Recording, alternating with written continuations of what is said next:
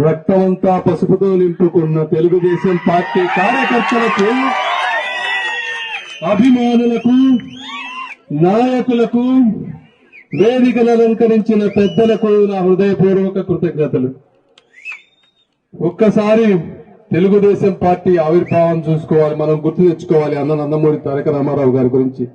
ఆ రోజు అన్నగారు ఎందుకు ఈ పార్టీని పెట్టారు అనేది, బడుగు బలహీన వర్గాల చెమట చుక్కలు తొడవటానికి ఆ రోజు అన్నగారు పార్టీ పెట్టారు.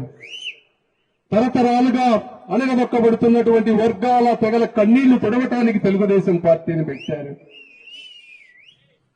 కార్మికుల కండరాలలో నుంచి, రైతు కూలీల రక్తంలో నుంచి తెలుగుదేశం పార్టీని పుట్టించారు. అలాంటి తెలుగుదేశం పార్టీని దెబ్బతీయాలనేటువంటి ఒక ఉద్దేశంతో జగన్మోహన్ రెడ్డి గారు ఈరోజు ప్రవర్తిస్తున్నారు. ఆయనకి ఎప్పుడు లేనంతగా, ఎవరికి లేనంతగా 151 సీట్లు ఇస్తే పరిపాలించడం చేతగాక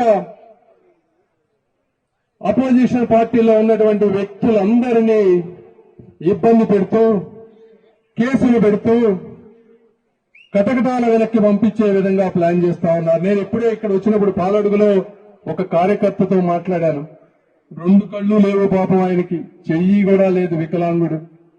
పార్టీ మారకపోతే పింఛన్ తీసేస్తానన్నారంట. ఎవడో పనికి మాలవాడు నీకు ఆ మాట చెప్పింది అని అడుగుతా ఉన్నాను నేను.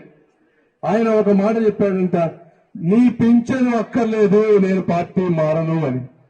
మరి అర్థం చేసుకోండి, జగన్మోహన్ రెడ్డి గారు తెలుగుదేశం పార్టీ కార్యకర్తలంటే నీలాగా మందు బాటిళ్లకు అమ్ముడు పోయే వాళ్ళు కాదు అని అర్థం చేసుకోవాల్సిన అవసరం ఉంది.